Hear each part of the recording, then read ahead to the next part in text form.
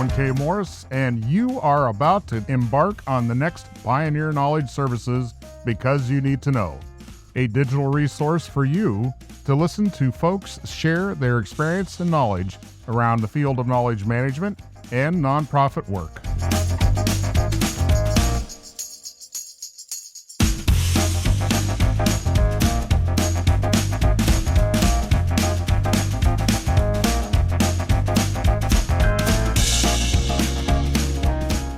If your company or organization would like to help us continue this mission and sponsor one of our shows, email byntk@pioneer-ks.org.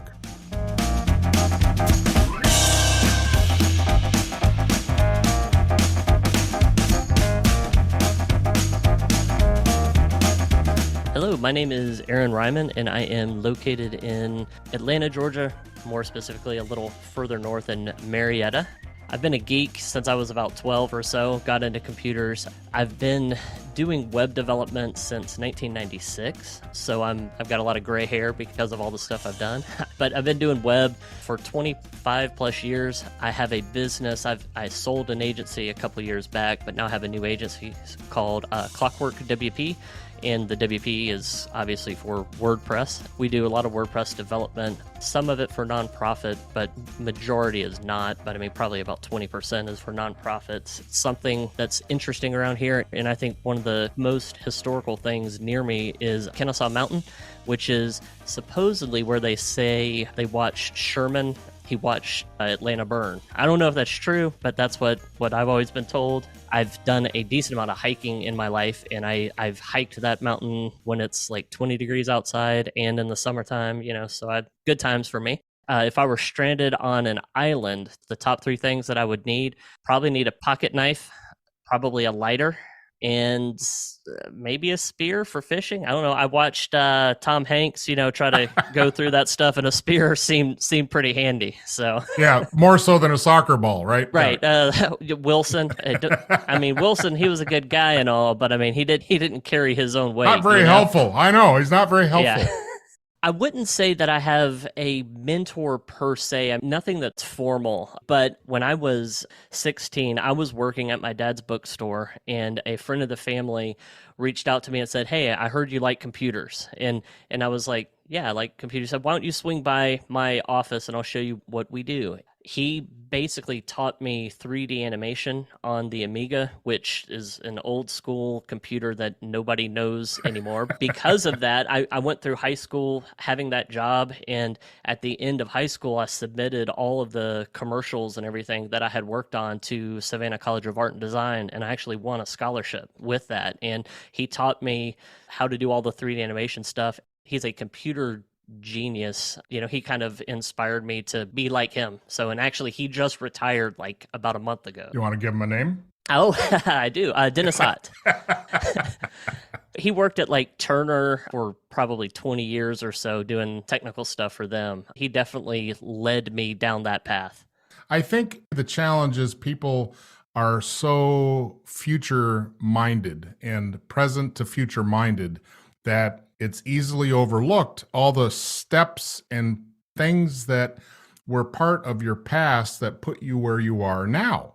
And a lot of that is people. Absolutely. Some of it's situation, but a lot of it's people. And to have somebody see a glimmer or an interest and say, hey, and pull you aside, just like your story, that is commendable. And I just wish more people would do that. Yeah, we kind of have lost the concept of not really mentoring, but I think of like 500 years ago with, a blacksmith. You would have a mentor and a mentee. He would learn the skill. Now everyone just goes to college, come out of college without knowing what they're going to do, or anything like that, which is real different. Yeah. When I went to college, we had an internship available, and the internship is what gave you the real world breakthrough experience.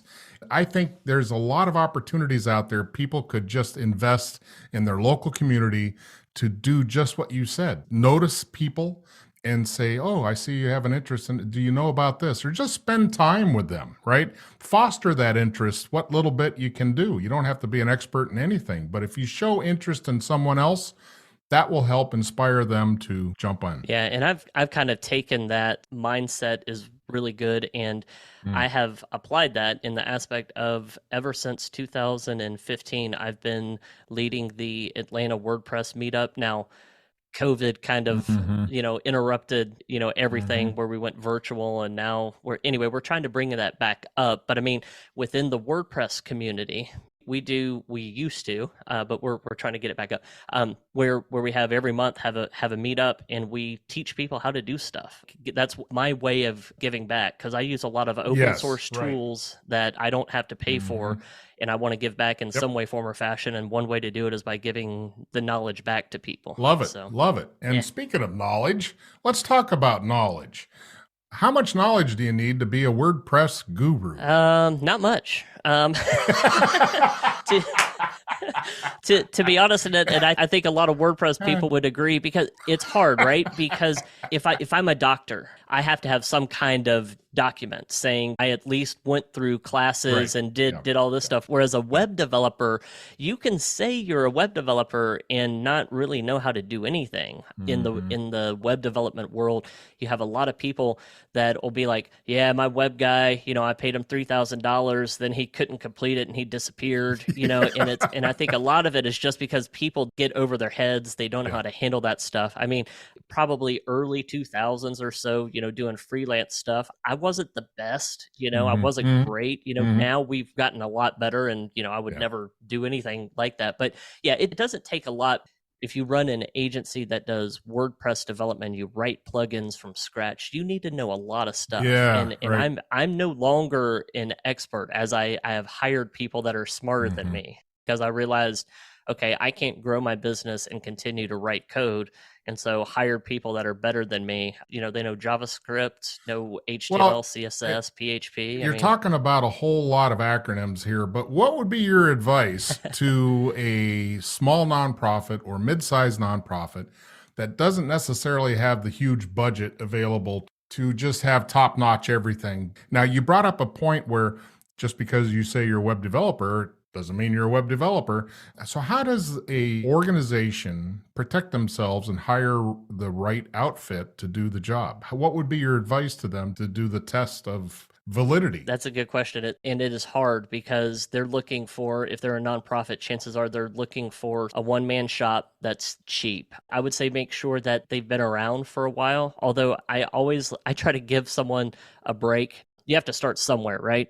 Generally make sure that they have an existing website, that they have example work, Mhm. that they have contracts that are good contracts. Because I used to do stuff like, yeah, I can do that website for $2,000. I'll just send you an invoice for half. And that's no contract or anything like that.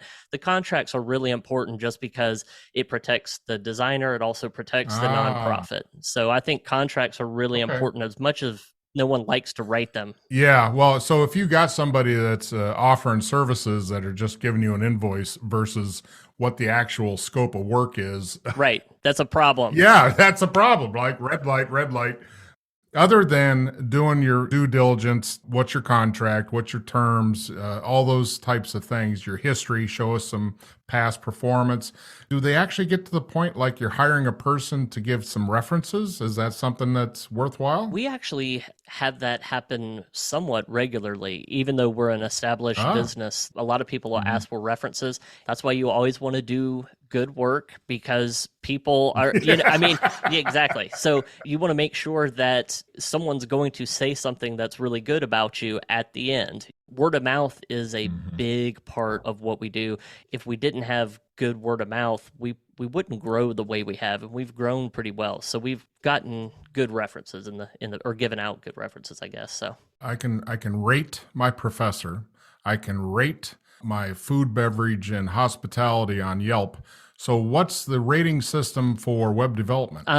I have been trying to get. There's a thing called Trustpilot, which is a review. Hmm. It's like Yelp, but not for restaurants. It's for Okay. services, and I've tried to grow my Trustpilot portfolio. And a lot of times what I'll do is that after I do something, like fix something on their website, I'll say, hey, can you go Yeah. give me a good Hmm. review on Hmm. here? And so I have a But other than that, there's not really any formal method that a someone looking to hire somebody could look up and see Not really. I mean, other maybe a Better Business Bureau? I yeah, don't know. do people use that now? I mean, like, I think it's still a valid thing. I don't know what it is like for web development. It's one of those check blocks to help prevent loss of funds, right? right. And chasing people and ill feelings. But yeah, I don't know. I don't know if it still would be applicable or But not. yeah, Trustpilot's kind of the one that I think is that's the only one I know for web specific things. Glassdoor. Is there any preference to having, if you're a continental US or US company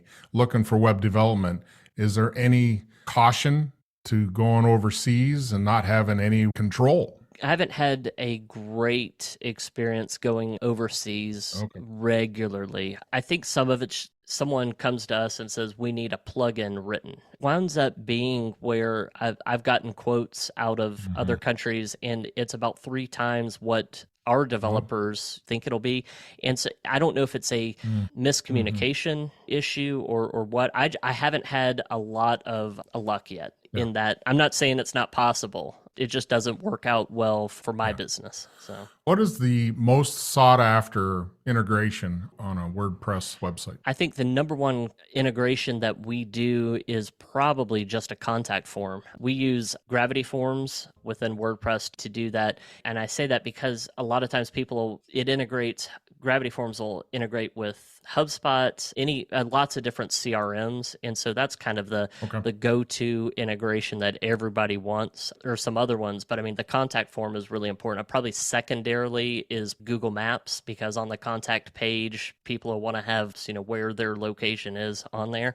Real simple integrations. 20 years ago, doing that was a lot of work. Now we've got tools that make it real easy to do stuff like that. Is WordPress primarily or only for an outward-facing website, or is it something that is set up for internal communications of an organization? I think, and this, don't quote me on this, but I'm 90% sure that like Coca-Cola uses WordPress for an intranet. I think their whole marketing team is using WordPress, because WordPress, if you know what you're doing, like a lot of developers will see WordPress and they'll say it's a stupid blogging platform where you can't really do anything. And I disagree. If you know the ins and outs of it, I see it as a starting point where I don't have to write the authentication system, for people to log in. I don't have to write all these tools, and then I can just build a base and build whatever I want out of it. I know how to write plugins, or my team does. You don't want me writing plugins at this point, but.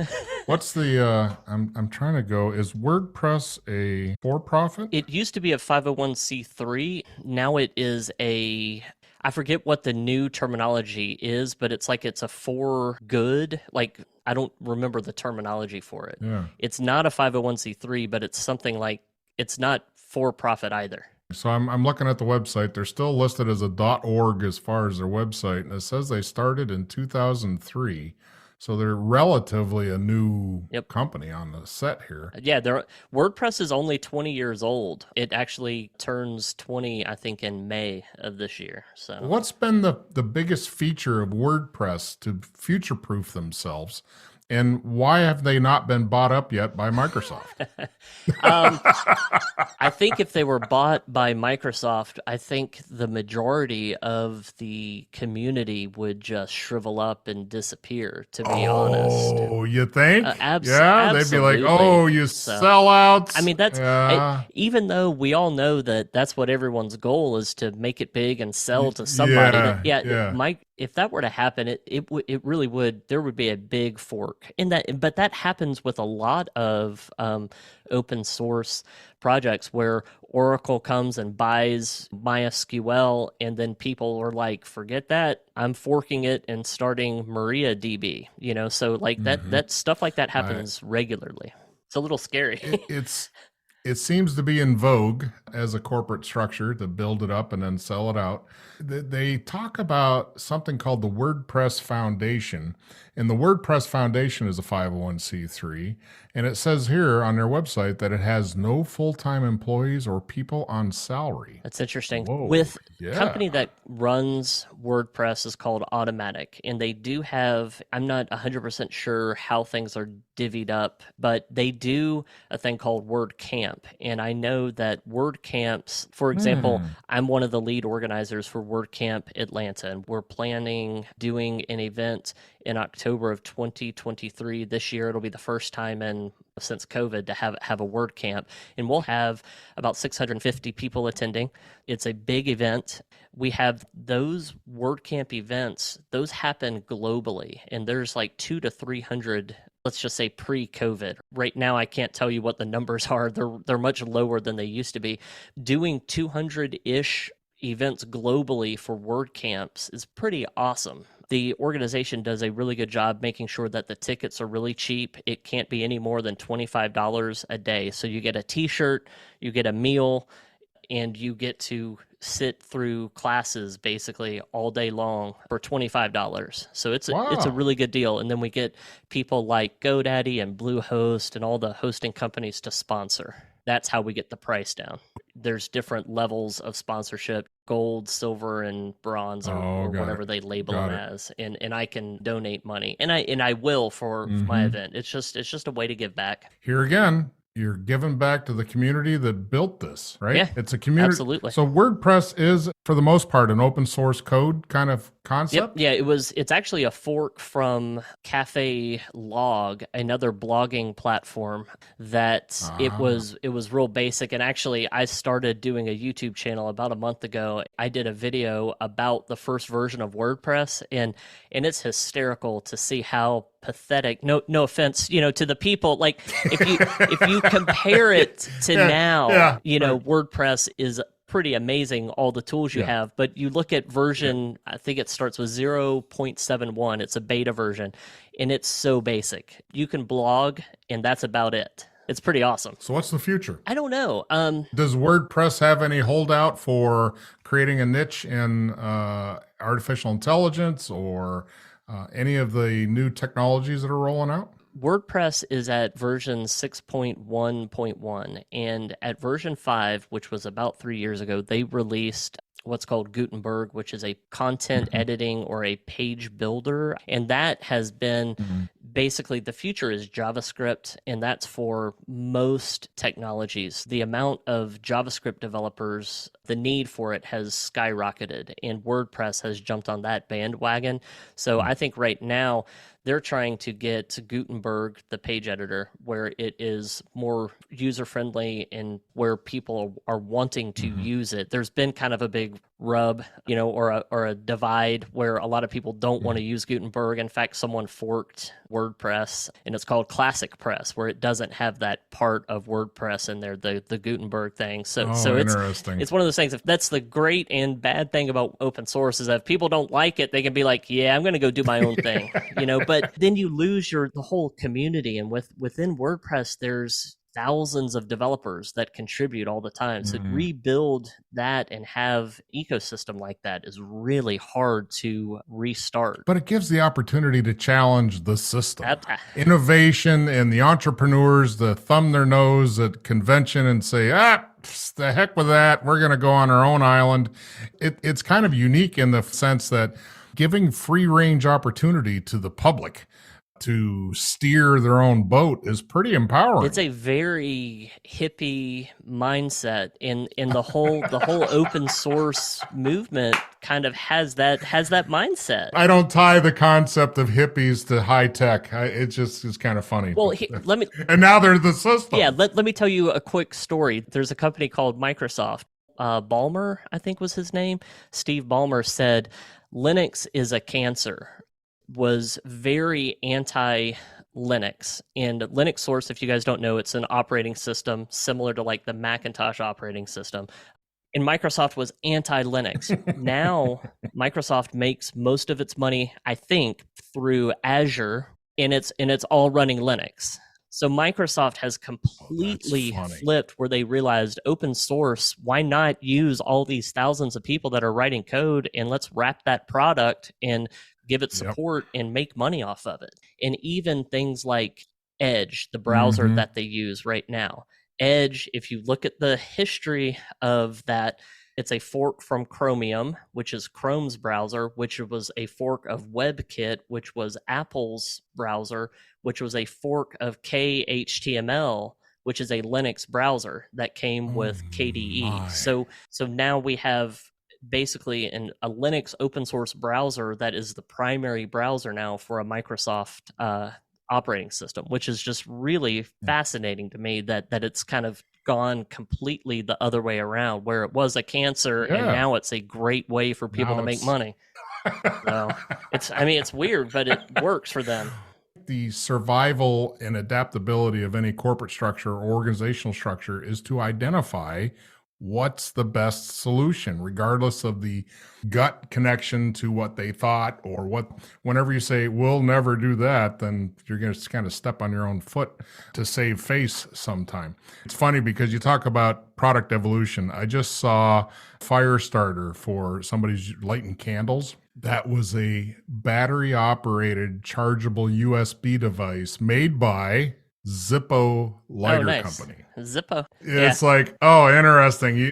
So it's just funny when you talk about evolution of product lines. Where is next is always the question. You've got to change and adapt or you'll be replaced. Exactly. And that's kind of like what Microsoft saw. Like they're trying to maintain Internet Explorer. No one liked Internet Explorer, right. And I was saying for years, why don't they just take an open source browser and relabel it and boom? And they finally took my advice. Finally, no, great. I'm glad they probably sent you a healthy check for that advice. Yeah, too. of course. Yeah, sure. Yeah. Why don't you define for me what you think knowledge management is? Knowledge management. So knowledge management would be taking information, whether it be something that you've acquired or something you've just read about, and managing or using that knowledge to either use it within your business or make money, doing that. So I guess that's knowledge management. Sounds good enough for me. It fits differently for different organizations, but think of it as an asset. That makes sense. And that's how we make money, just because we know how to do WordPress better than someone that just picked it up. So that makes sense. Yeah, reverse it a couple thousand years ago, like you were given your concept of the bringing somebody in and training them like the blacksmith. The blacksmith can make money because they've got the skill set and the know-how and the experience. They can execute and build, right? They can build the sword, the horseshoes, whatever that is. But the novice has no clue, no understanding until they get to that level of skill. And that's really what knowledge is building that as a skill set within the organization. Yeah, no, that makes sense. And I don't give myself enough credit a lot of times when I'm trying to think of something to do for YouTube. I'm always trying to think of ideas, like what would people be interested in? And I always forget about, like, just because I don't see that skill, I think about like FTP skills, or that's a way to connect and upload files onto something. Someone might not know how to do that. I've been doing that since like 92, and it's one of those things where I don't give myself enough credit for that piece of knowledge, because it's second nature to me. It's exactly. Easy to overlook what we do know. Right. It is, and that's why doing a mentorship is kind of critical, because somebody that doesn't know anything is going to ask all those pointy questions that but you forgot that's that important. Right. It's like, oh, everybody knows that. I mean, come on. That's basic stuff. Absolutely. Thank you, Aaron. It's been a blast. It has been. It's been fun. Thank you.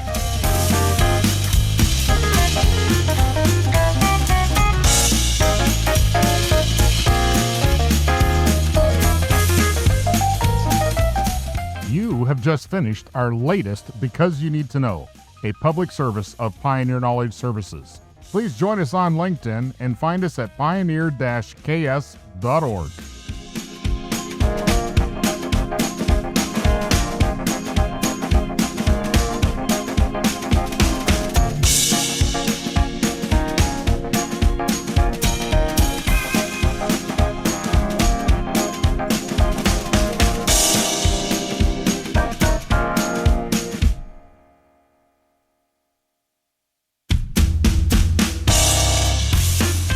If your company or organization would like to help us continue this mission and sponsor one of our shows, email byntk at pioneer-ks.org.